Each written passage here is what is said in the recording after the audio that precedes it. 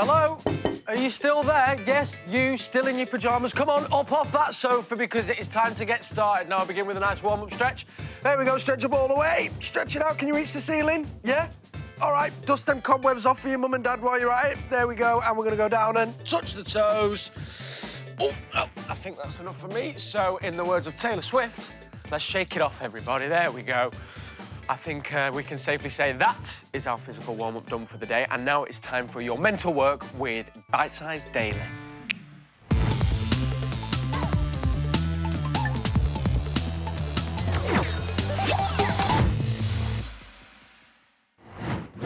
Good morning, everyone. My name is Kel Spellman, and what a pleasure to be with you. This is Bitesize Daily. It's the show that gives you a head start with your learning. We've got experts, teachers, and superstars like me. Not having that, neither am I. We are taking you through your subjects and showing you where to start. Now, you should all know the drill by now. The next hour is split up into 3 20-minute sections, starting with you, 11 and 12s, and then it's you, 12 and 13s, and finally, it's all about you, my friends, 13 and 14s. So, if you're not up first, go and brush your teeth, get dressed, zhuzh up your hair a little bit, hydrate, and you'll be good to go. Here is what's coming up on today's show. We're kicking off your week with Motivation Monday, and our celebs are back, full of positivity and tips to keep your mind and body active. Then it's into maths with Mrs. Kennedy, followed by the brilliant Big Read with this week's new books. Then we have English with the fabulous Miss Eggleton. And finally, it's Pick of the Day, where we're time travelling through history. You got all that? Brilliant. Let's get the show on the road.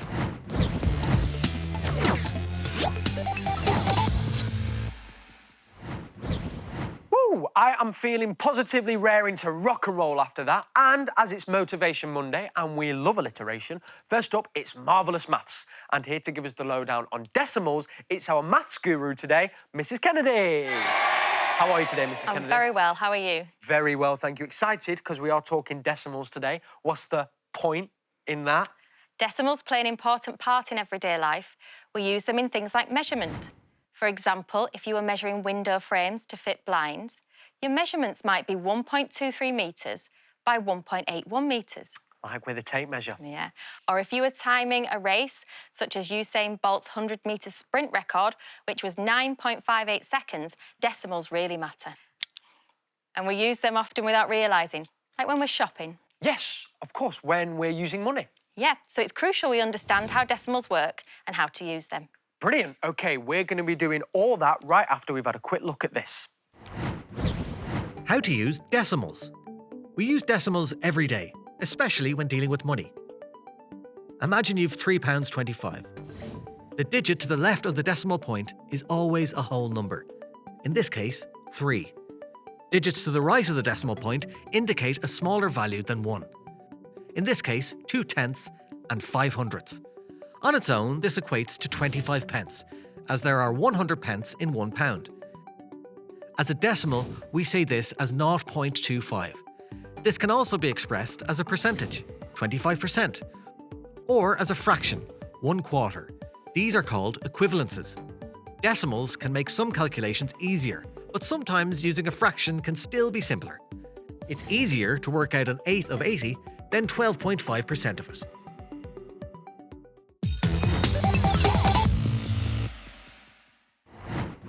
Right, so I know the point of decimals as we use them all the time without realising, but what exactly is the point, the decimal point? What does it do? A decimal point separates a whole number and its decimal part, which is made up of tenths, hundredths, thousands and so on. Let me show you. We can use the decimal place value chart to help us.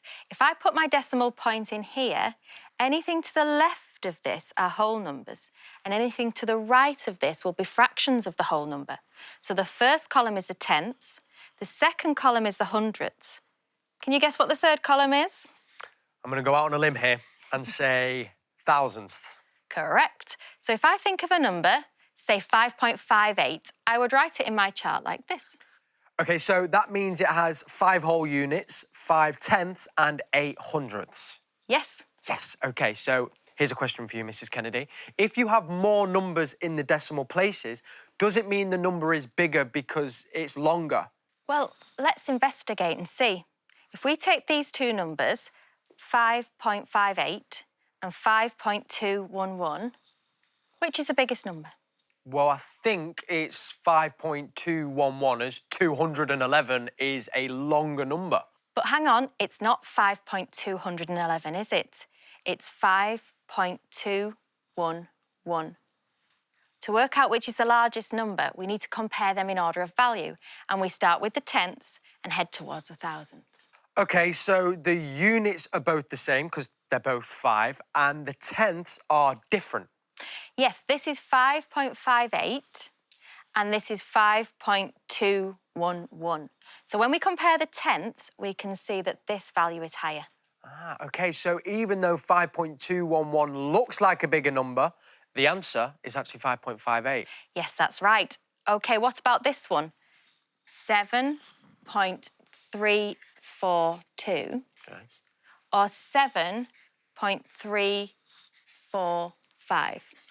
OK, so the units are the same. They're both 7. So then I'm going to move to the tenths, and they're both the same because they're 3. Hundredths are the same with 4. So I'll move to the thousands, and it's a bit like spot the difference. So 5 is greater than 2, which means it must be 7.345 is bigger. Yes. So we can use our place value chart to help us decipher decimal numbers and help us to add and subtract them. Thank you so much, Mrs. Kennedy, and that is making a lot more sense now. Although I always thought hundreds and thousands, you know, those sugary sprinkles that you put on ice cream, I would just love a... Sorry, I'm getting distracted. Remember, if you want to brush up on all things decimals, head to the BBC Bitesize website for loads more info.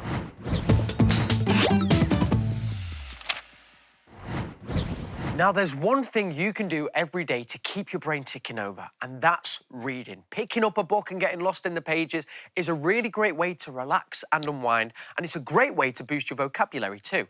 I absolutely love it. Now, this week's big read is a new book called No Ballet Shoes in Syria by Catherine Burton. And the extracts give us an amazing insight into a story about an 11-year-old Syrian asylum seeker, Aya, who finds herself in Manchester with her mum and baby brother. Here to tell us more is our very special big read celeb. Over to you. If she closed her eyes really tight and focused hard enough, she could almost imagine herself back home in the dance studio in Aleppo, with the heat on her limbs, the white hot sun falling through the skylight, and the aromas of the city trickling through the windows. Dusty streets, car fumes, incense. She smiled as she remembered standing at the bar, tracing her pointed toe through a series of ronds de jambe, recalling the dust that sometimes trickled across the floor and that drove Madame Belova mad. Anyone looking at Aya at that moment would have seen a small girl who looked much younger than her 11 years, holding a sleeping toddler in her arms. She had her eyes closed and a curious expression danced over her face as her small foot traced circles on the grubby floorboards. A headscarf covered her black hair, and the clothes she was wearing were too big for her. Leggings sagged over her skinny limbs, and an old dress, which might perhaps have once been her mother's, hung limply off her tiny frame. And yet, there was something about the way she sat, the bird-like tilt of her pinched face, that made her seem as if she belonged somewhere different.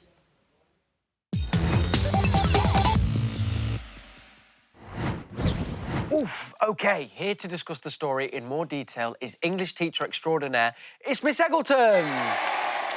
What a powerful start to the book. I mean, I feel like I can really feel the heat on me that's described by the author. Oh, me too, yes. It really evokes a strong image in your mind of Aleppo. And I love the use of the senses, the white hot sun and the smells, car fumes and incense. Yeah, absolutely. So we know Aya is from Aleppo in Syria, but not where she is now, why she's there, or why she's holding a sleeping toddler. I know. Hasn't the author done a brilliant job of hooking us in by leaving out the key information? I get the impression she is missing home because it said she's trying really hard to imagine it. We do know she's really small for her age and she loves dancing. Now, we're going to be hearing more about Aya in tomorrow's Big Read. And don't forget, if you want to read the story in full or to find other amazing books to read, then just check out your local library online or audio and ebooks. Now, Miss Eggleton, please don't go anywhere because it is all about English next.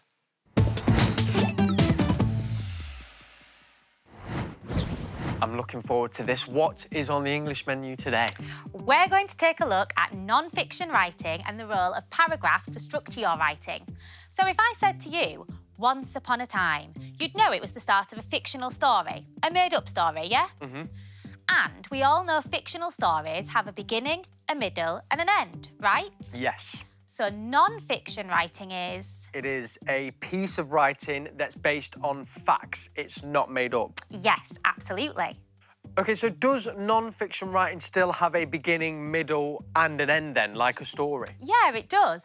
All writing needs structure. It's what helps us understand the text better and build tension, add interest or create a mood. And paragraphs make your writing easier to follow. Each paragraph must have its own focus. And this is how we know when to start a new paragraph. If there's a change in time, place, topic or person. Tip-top.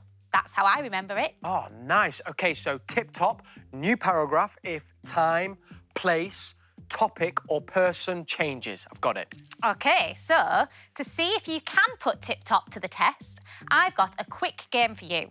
You need to listen to the example and tell me if I need to start a new paragraph or if I can continue my writing in the same paragraph. You're writing a letter to a hotel guest to tell them about a new offer you have on, and you want to tell them about another offer at a hotel in another town. Do we need to start a new paragraph? OK, let's see. So Half Moon Hotel would like to let you know about an excellent new offer we have on. We are offering our guests 1 extra night free when you book a 3-night stay with us this December. Our other hotel in Liverpool, OK, so tip-top, time, place, topic or person. I think we do need a new paragraph because we're talking about a different place. We're talking about Liverpool. So we're going to write about another hotel in another town. So the place has changed. Yes, correct. If there's a change in place, you need a new paragraph. How about this? You're writing a magazine article on yoga. You've given some instructions on a routine to do in the morning, and now you want to give some more information about exercises to do in the evening. Do we need a new paragraph? OK, a great way to start your day is with our morning yoga practice. This full body workout will loosen up your muscles and prepare you both physically and mentally for the day ahead.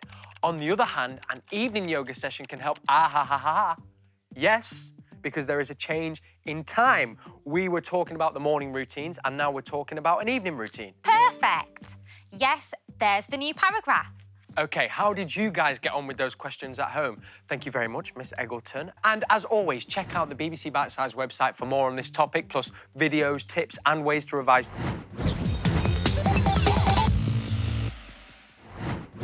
OK, my friends, it's time for today's Pick of the Day! Lovely. And we're time travelling all the way back in history to the years 1625 to 1660 to look at the main political events during a time called the Years of Turmoil. First off, though, let's look at these key terms. Key terms! Thank you. Now, these are the key terms that will be handy to know. Civil war. It's a war between citizens in the same country. Divine right. That means a right given to you by God.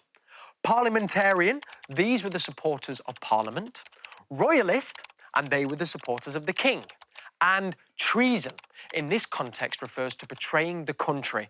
Listen out for those key terms in this clip because I'm going to be testing you right after this.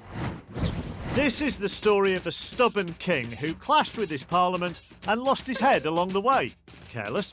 Charles I became king in 1625 and soon made himself very popular with Parliament by A. marrying a French Catholic and B. collecting unpopular taxes. When the MPs complained, he upped sticks, closed Parliament and sent them home.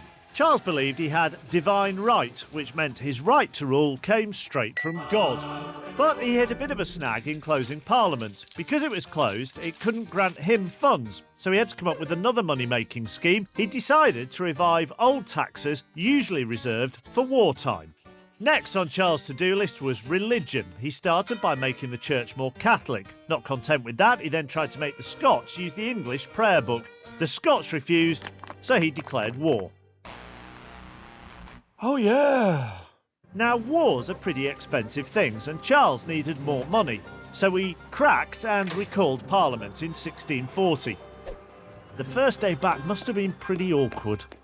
Hi guys, I'm gonna need some money.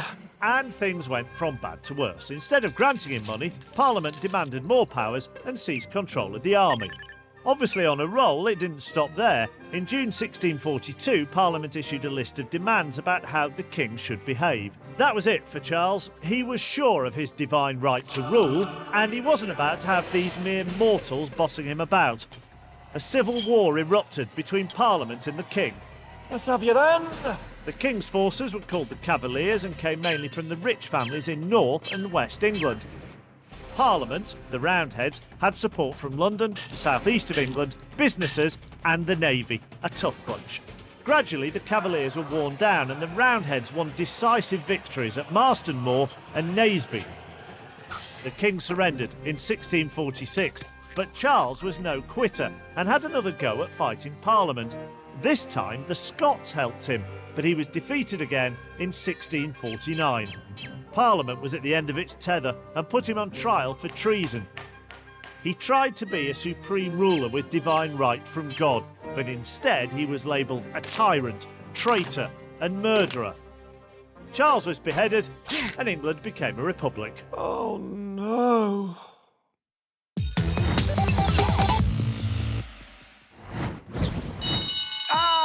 There's the bell. So that means our amazing 11 and 12s, we've finished. Thank you so much for joining us today. But the learning doesn't stop here. If we've sparked your interest and you want to dive into any of today's subjects, remember, just head to BBC Bitesize website for tons more info, videos and quizzes.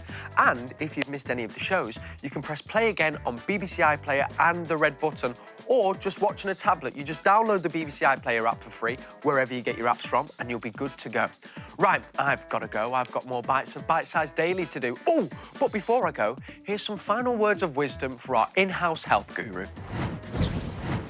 I know from all my years of studying for exams and revision that study can be really, really tiring mentally. So it's really important that you set aside time to get active and exercise right now. Exercise can actually really help your studying. So it helps improve focus and concentration. And when you go back to your work, you'll feel more refreshed and work more effectively. So look at your day and make sure you're putting in regular breaks for exercise and getting active. And it'll also improve your studying, but also your mood.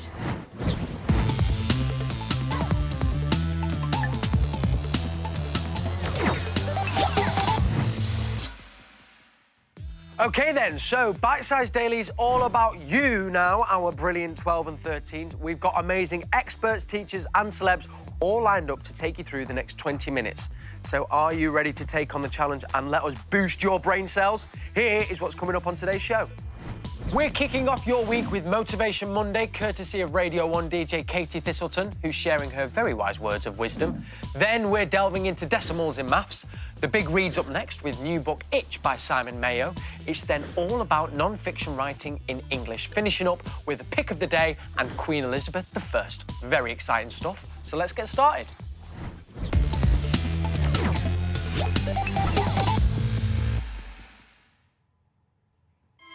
Friends, I know Mondays can be hard.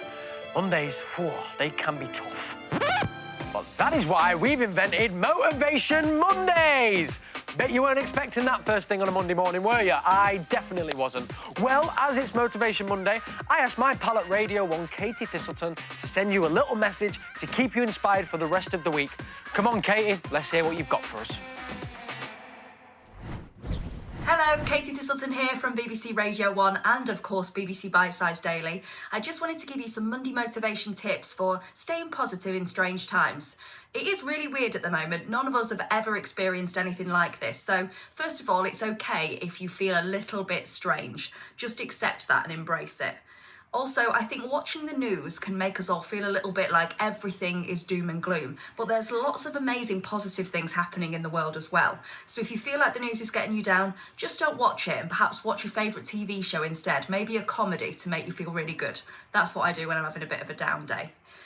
Now, none of us can cure coronavirus or get rid of it on our own, but what we can do is focus on what we can control, the little things in our everyday lives. So perhaps you can help out somebody in your family or in your friendship group by maybe just sending them a text and asking them if they're okay, or having a chat with them on video call, or maybe you're able to help them out with some chores. Whatever you can do to make a little bit of a difference will make you feel a little bit more like you're in control in a time where we all feel a little bit like the world is topsy-turvy. Take care and best of luck.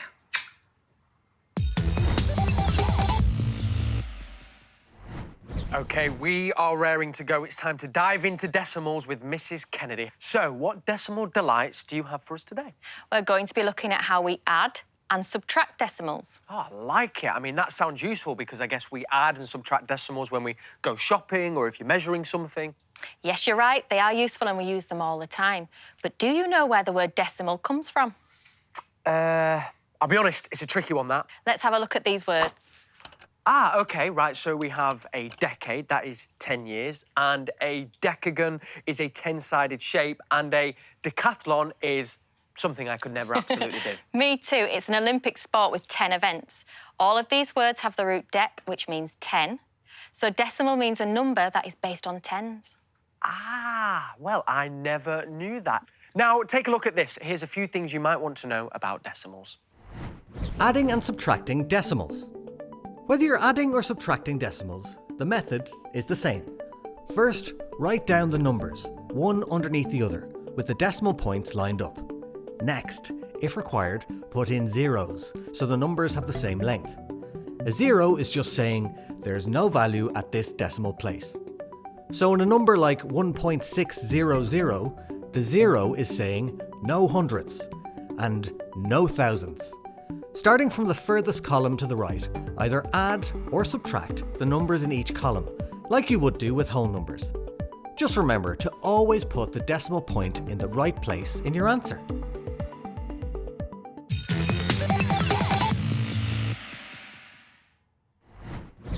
OK, so we've got to remember to place the decimal point in the right place in our answers. I mean, that's very important. OK, so that was a good starter. What's next? Can we see it in more detail? A really good place to start is with the decimal place value chart. It sounds pretty complicated, but it's actually simple. As long as we keep the decimal places lined up, we've basically built our own chart. We'll keep the decimal point here, and anything to the left of this is a whole unit. And to the right of the decimal point, we have tenths, hundredths, thousands, and so on. Let's try it. What is the sum of 0.4 and 0.3? So keeping these numbers on top of one another and all the decimal points lined up, what do you think the answer is? I'm going to say 0.7. Yeah, because we've got 4 and 3 in the tenths column, which makes 7, and there's nothing in the units column, so we just have a 0 here. OK, what about this one? 0.44 added to 0.33. OK, well, you add the hundredths together, which is 7, and same with the tenths, which is 7 again, so 0.77. Well done. Now, this one's a bit harder. I'm going to get a fresh chart here. We've got 0.03 added to 0.6. Just remember to keep the decimal points lined up. And you can see that 0.03 has more decimal places than 0.6, but we can add a 0 onto here to help us, just so they line up and we've got the same number of decimal places. We're not changing the value at all, as we're just adding a 0 at the end of the number, and we can use this one as a placeholder in our sum. Now it lines up, we can work it out. So I think it's 0.63. Yes. OK, but can we just add zeros whenever we feel like it? No, you have to be very careful where you add the zeros. You can only add the 0 to the end of the number, or you could end up changing the value. If you're unsure, you could do a quick estimation to see that you're right. Nice. OK, what about subtracting? It's really similar, and we can keep using our handy chart. OK, so let's say I was doing my online food shop and I had a total of £54.12 in my online basket. But I only had a budget of £40, so how much would I need to take out of my basket? Well, for a start, you can take all them crisps and snacks out of it. Could you do a quick estimation first? OK, yeah, I'll round it up to, say, £55, take away 40, which leaves 15, so I'm saying it should be around that amount. OK, so writing it out like this, we've got £54.12, subtract £40. So here we can add 2 zeros to represent the pennies in the tenths and the hundredths columns. And now we've got the numbers all matched up. So when we subtract, we get £14.12. What was your estimation? £15. Great, so we know we've not changed the value by adding those zeros, and we've roughly checked the figure is what we were expecting. Ah, nice. Do you know what else I've also learned? That I spend way too much on snacks, particularly the ice cream. Thank you very much. Now, you can make up your own exercise at home too. Why not find a few books and look at the prices on the back and then work out how much they'd all cost together? And, as always, there's plenty more on decimals over on the Bitesize website to put your knowledge to the test.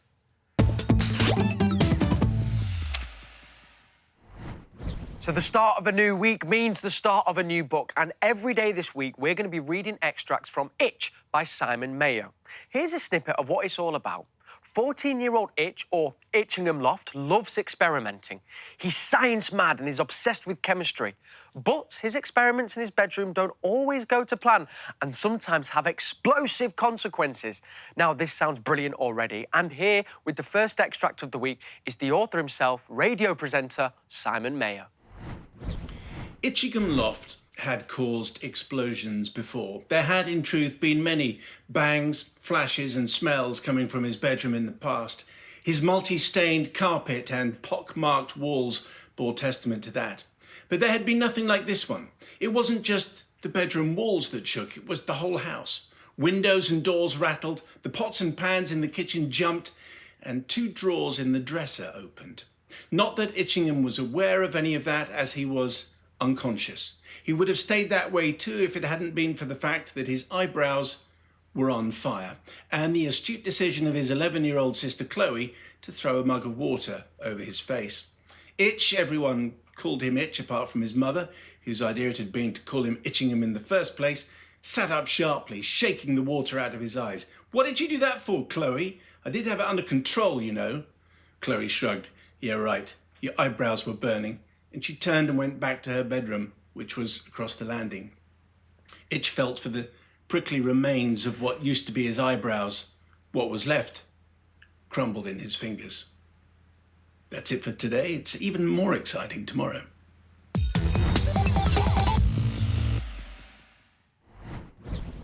Wow, I mean, that started off with a bang.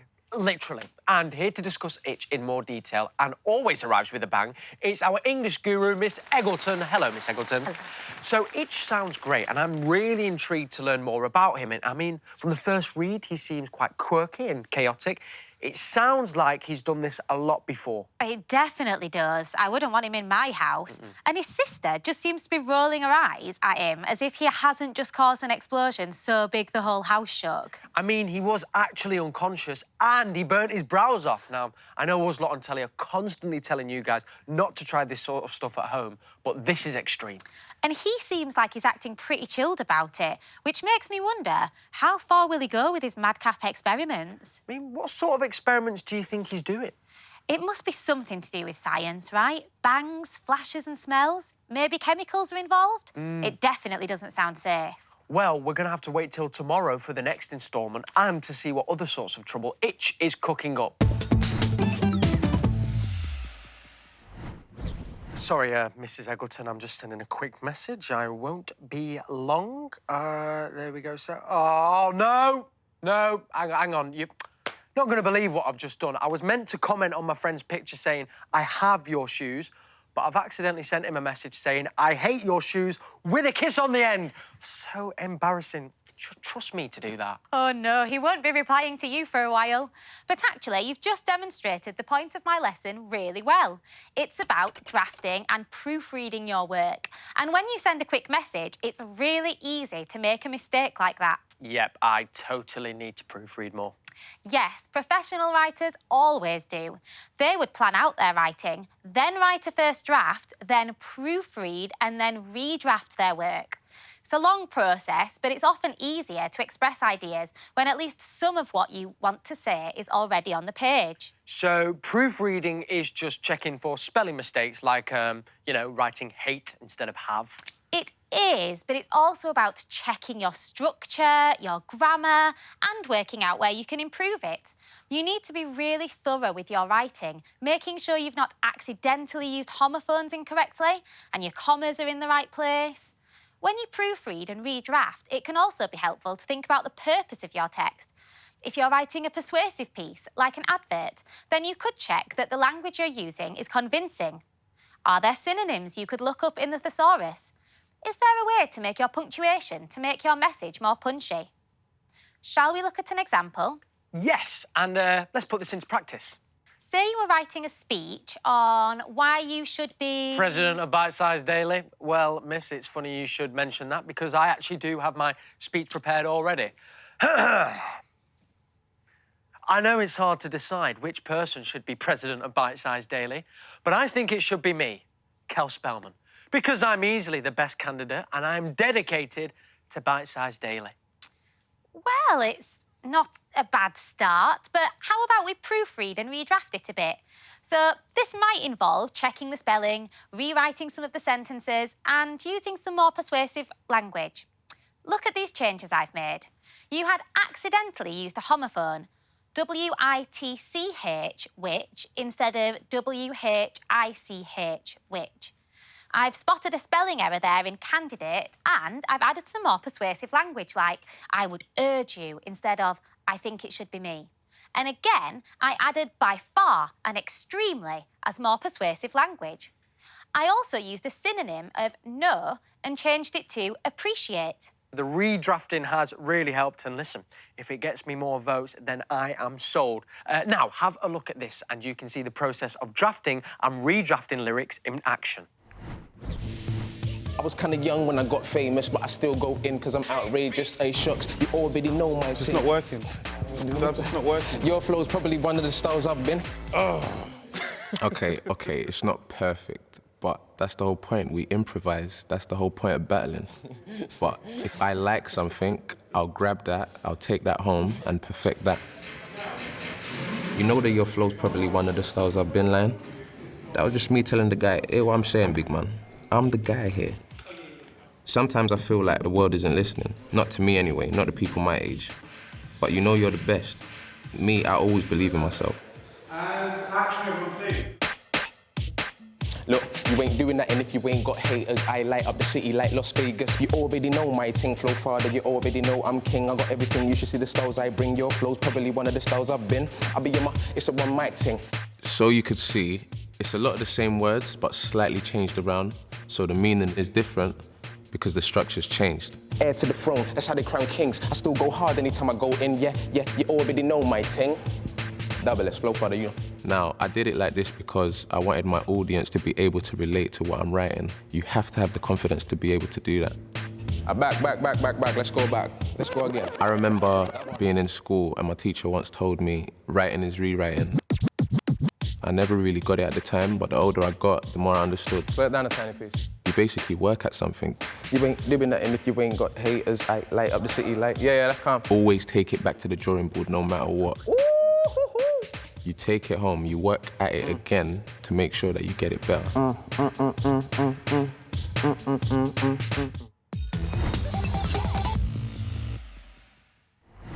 It's time to visit the Tudors, and in particular, Queen Elizabeth I. And here she is in all her glory. Here's a few facts that you might not know. Queen Elizabeth I was the longest-serving Tudor monarch, and for some, her reign represents a golden age. She also spoke French, Greek, Latin, Spanish, Welsh, and of course, English, all fluently, by the way, so, you know, she was a little bit impressive. Now, today, we're going to take a closer look at her reign and the image she portrayed of herself to other people. But to do this, we need to investigate a range of historical sources and archive materials to see what we can learn from them straight after this. Elizabeth's reign was the golden age of English history, a time of art, music and literature like Shakespeare. She understood the importance of her image and liked paintings that presented her as pure and powerful. Quite right, too. Elizabeth executed more people for religion, treason and rebellion than Henry VIII and established a police state of spies and informers. Just keeping an eye on things. But having inherited the country and the throne in such a shaky position, Elizabeth had made things stable. Oh, much better. England was much richer, and when she died, James VI inherited the throne peacefully. Elizabeth is often regarded as England's finest ruler.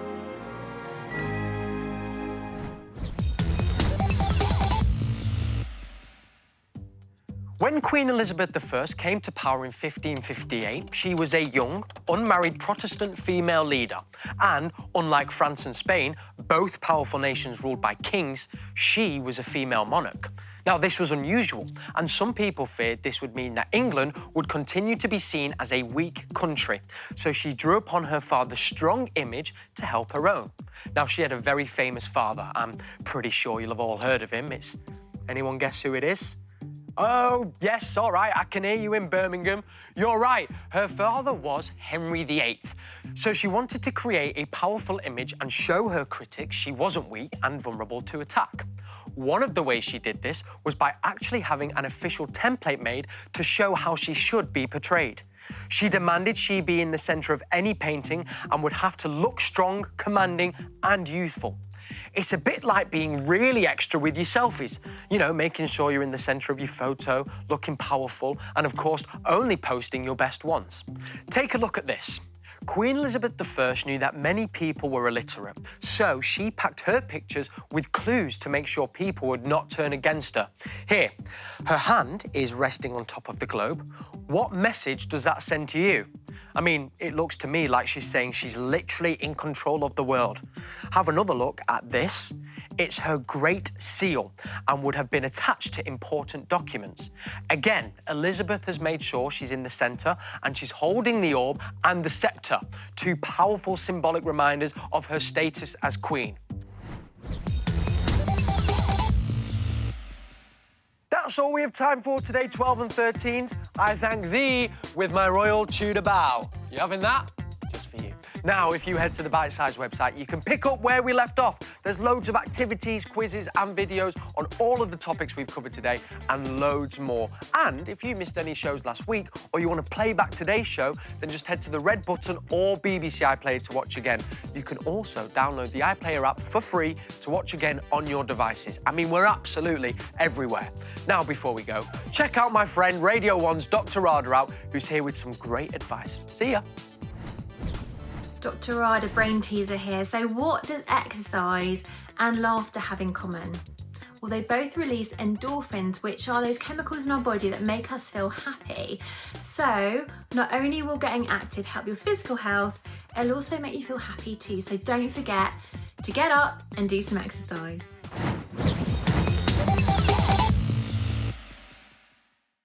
Are you ready? Because it is the final part of the show and it is all about you, 13 and 14s. They're beautiful, I know. Now, we're turning up the heat here on Bitesize Daily with amazing experts, teachers, and of course a few celebs chucked into the mix too. So whatever questions you might have or subjects you want to tackle, BBC Bitesize is here for you. Let's get on with the show. We're kicking off your week with Motivation Monday, courtesy of Eddie Jones, who's got a really motivating message about how you can turn this time into an opportunity. Then next up, we're diving into decimals in maths.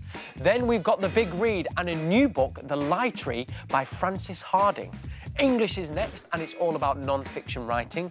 And we're finishing off with the pick of the day and a very determined Tudor queen. So let's get started.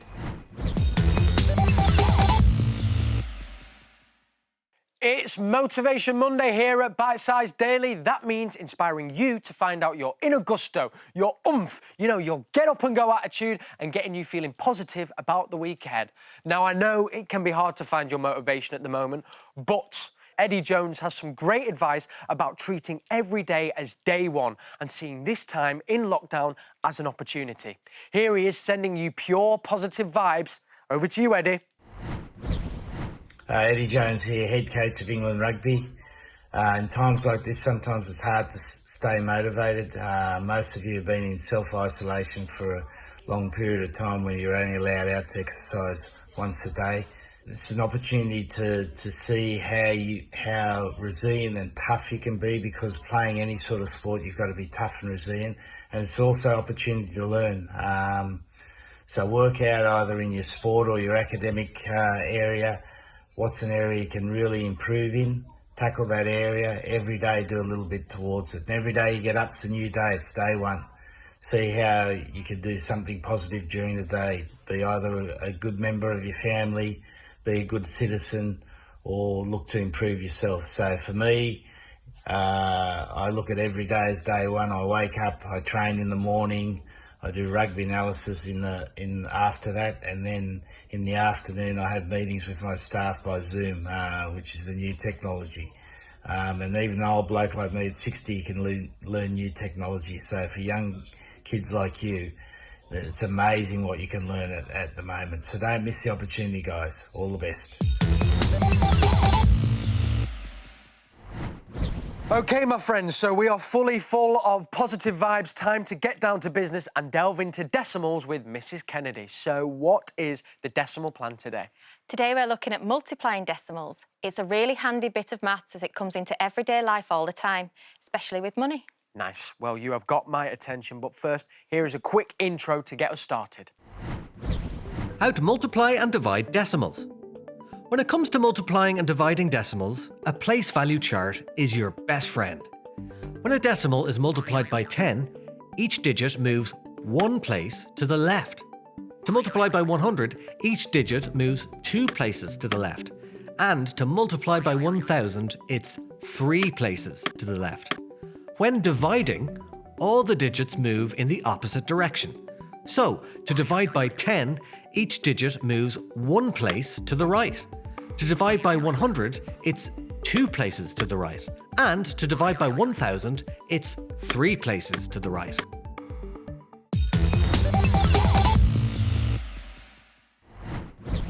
OK, let's get started then, Mrs. Kennedy. Where do we begin? Dealing with decimals doesn't have to be that hard. You just need to remember to keep your figures lined up so that the decimal points form a nice, neat line, like this. If you're multiplying a number by 10, then you can move the whole number 1 decimal place over to the left. Here's an example, 0.4. If I multiply that by 10, I move it 1 place to the left and get 4. We'll put 0.0 in there. Nice. OK, what about if you multiply it by 100? If you multiply it by 100, you need to move your number 2 places over to the left. You're making the number 10 times bigger and then 10 times bigger again. So try this one. We've got 0.04. If we multiply that by 100... Listen, I always pay very close attention to those decimals. It's important. So the answer would be 4 because we're multiplying by 100. We're making the number 10 times bigger and then 10 times bigger again. So you get 4.00. Good. I'm glad you're not half asleep this morning.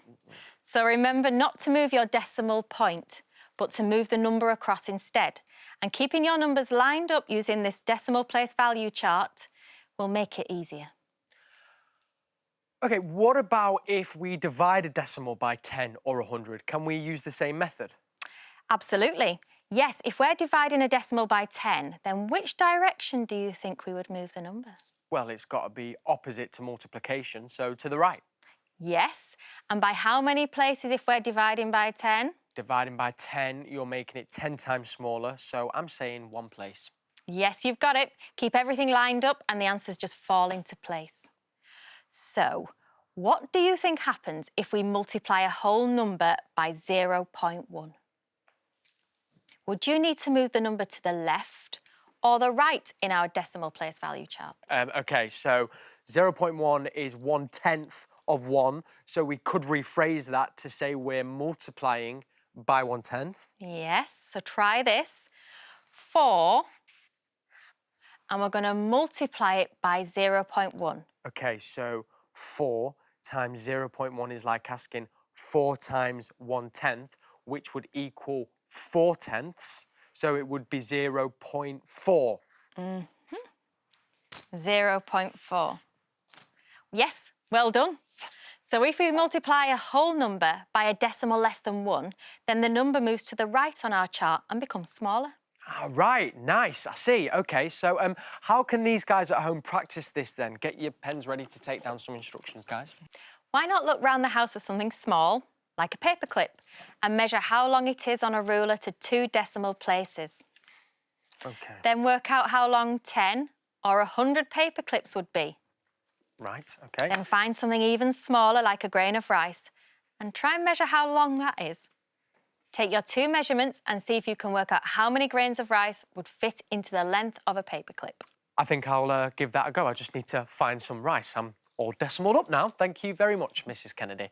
OK, if you want to practice all things decimals, there is plenty more on the BBC Bitesize website.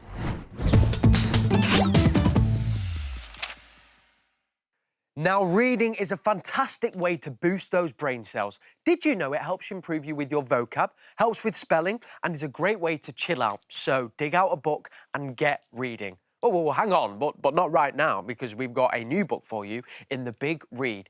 It's The Lie Tree by Frances Hardinge, a fantastic novel set in Victorian times. The protagonist, 14-year-old Faith, is about to unravel a whole world of science and mystery.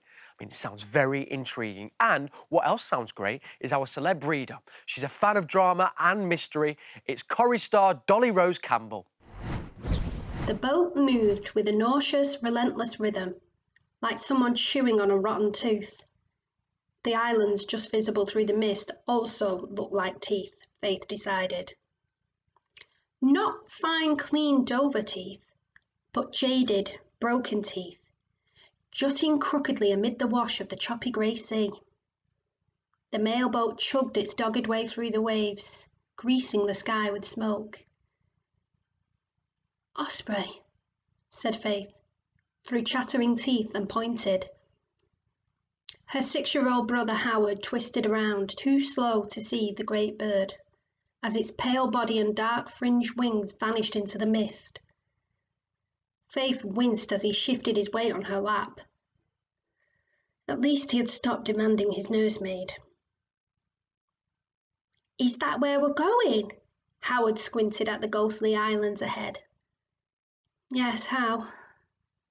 Rain thudded against the thin wooden roof above their heads. The cold wind blew in from the deck, stinging Faith's face. In spite of the noise around her, Faith was sure that she could hear faint sounds coming from the crate on which she sat. Rasps of movement, breathy slithers of scale on scale. It pained Faith to think of her father's little Chinese snake inside, weak with the cold, coiling and uncoiling itself in panic with every tilt of the deck.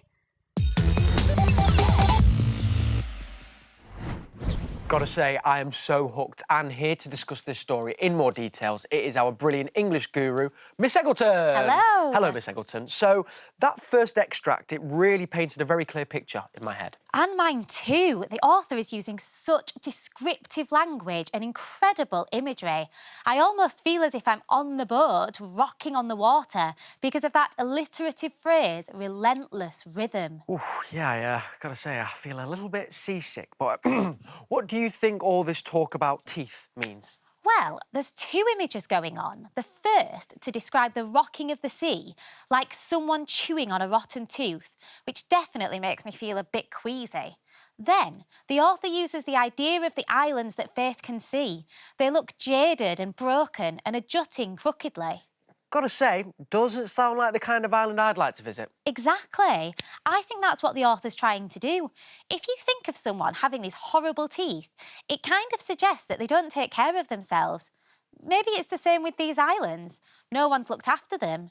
It definitely creates a spooky atmosphere. Yes, and the snake as well. That sort of makes me think, something bad is going to happen. Like a bad omen almost. What do you think, Miss Eggleton? Yeah, definitely. A snake is often a symbol authors use to suggest dishonesty or sneakiness, so it's associated with negative experience.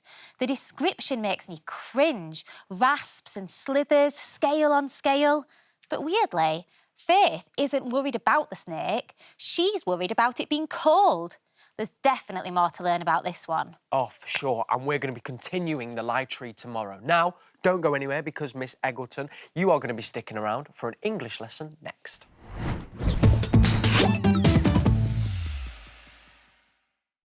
OK, so what have you got for us today, Miss Eggleton? So today, we're going to look at proofreading and redrafting. Great. So what do we need to know first? When you're writing, you can't expect the first draft to be the finished version, but a lot of students do.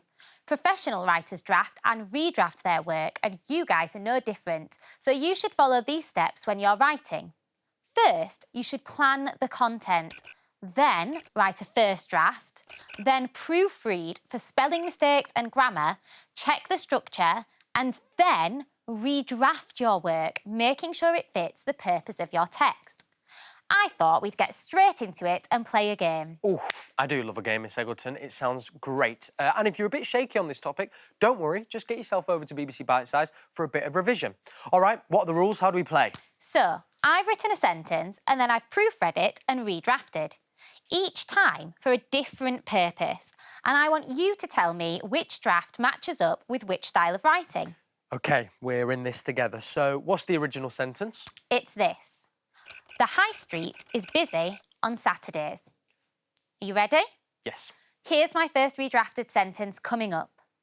The thriving high street bustles with shoppers on Saturdays, and some shops can get busy, so it's best to go early. Do you think that's for an instructional leaflet, a novel, or news article? Well, I think it could be an instructional leaflet as it gives some advice. Yes, you're right. I redrafted it to add more detail that might be useful to the reader because of the text's instructional purpose, like suggesting that going early is better as there's fewer shoppers. Here's the next. On Saturday, the 21st, the busy high street was filled with onlookers, including the key witness. Now, that sounds like a news article to me. There's some factual info in there, like the date, and some vocab, like key witness. So if that's a news article, then the last one should be a novel. Well, let's see. The winding high street where horse-drawn carriages could once be seen seemed busier than usual on that Saturday in May, and she wondered why. Ooh, OK. Now, I think I'm right. Out of those two, I'd definitely say that that's the novel. Yes! That redraft added in lots more descriptive language, like winding high street, and details about the horse-drawn carriages. It also introduces a character, she, and it built some drama, as the reader may also be wondering why the high street is busier than usual, and what it might mean if it is. So this redraft really fits the purpose of the novel. So, just to recap then, after you've planned and written your first draft, you should always proofread it. Then once you've done that, you can redraft it. And as you're redrafting, you can consider the text purpose and how you can improve your writing by altering the language and grammar. And of course, checking for spelling mistakes. Yes, it's important to remember that, checking for spelling mistakes. OK, thank you very much. If you enjoyed doing that, then there's plenty more over on the BBC Bitesize website.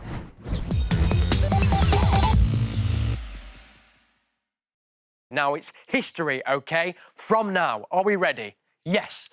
Queen Elizabeth I certainly is the longest-serving Tudor monarch. Her reign lasted an incredible 44 years. But perhaps her public image has something to do with why she was held in such high regard. Take a look at this source and see what you think. Where better to start than one of Elizabeth I's great seals? We have one here and it's beautifully preserved. It's in fantastic condition. Now, all monarchs would have had these. They're their official image, the image they want to project to people. Great seals were attached to important documents. They were made out of beeswax from a special mould, so they were extremely difficult to forge. If we take a closer look, we can see that in her hands she's holding an orb and a sceptre. Now, the orb represents her spiritual power, her God-given power, if you like, and the sceptre represents her power on earth, so her power over laws, over her army. This source from 1586 shows Elizabeth I at the height of her power. In this image, she's an all-powerful ruler, anointed by God. But was this always the case? Are there other sources which can tell us more about Elizabeth, the real person?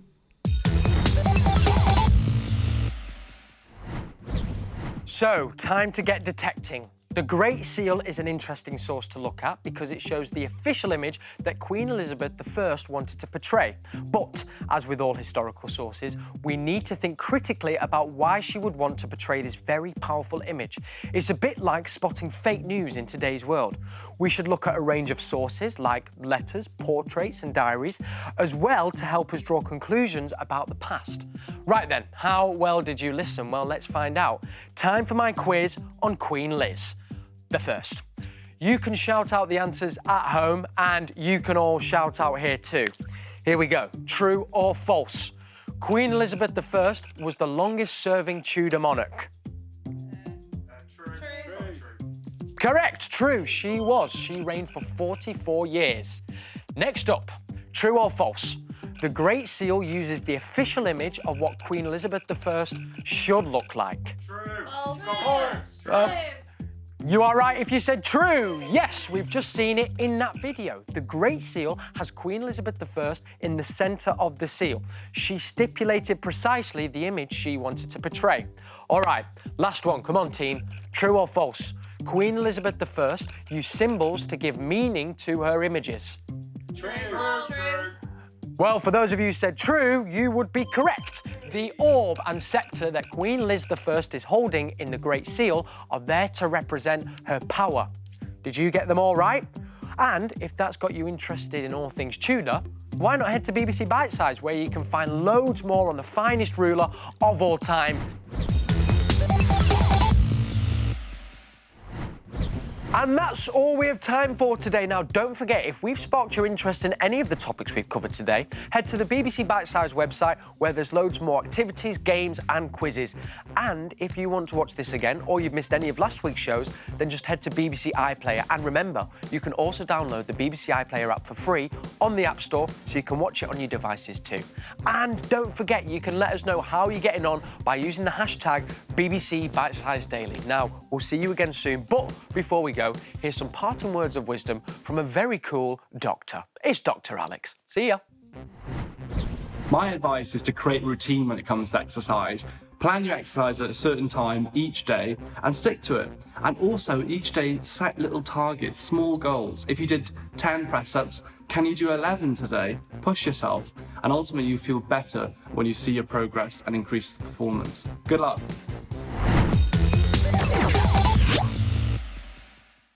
Welcome to MasterChef. Let's cook. A brand new set of contestants are ready to take on their most adventurous dishes. And there's not a banana bread in sight. They're about to find out just how good they really are. Does practice really make perfect? I hope that eats as well as it looks. As an amateur, what you're doing, I'm really impressed. The flavours on this dish are fantastic. Best thing I've eaten all day. A brand new series of MasterChef starts tonight at 9 on BBC One and iPlayer.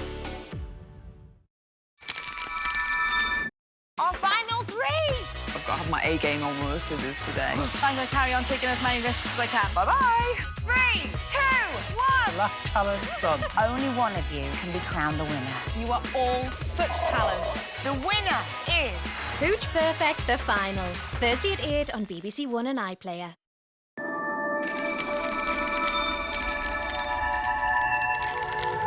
Lockdown learning continues in half an hour with the 9 to 5 with Stacey Dooley. Now, will the lights go out for good? Electricity transmission is in the spotlight.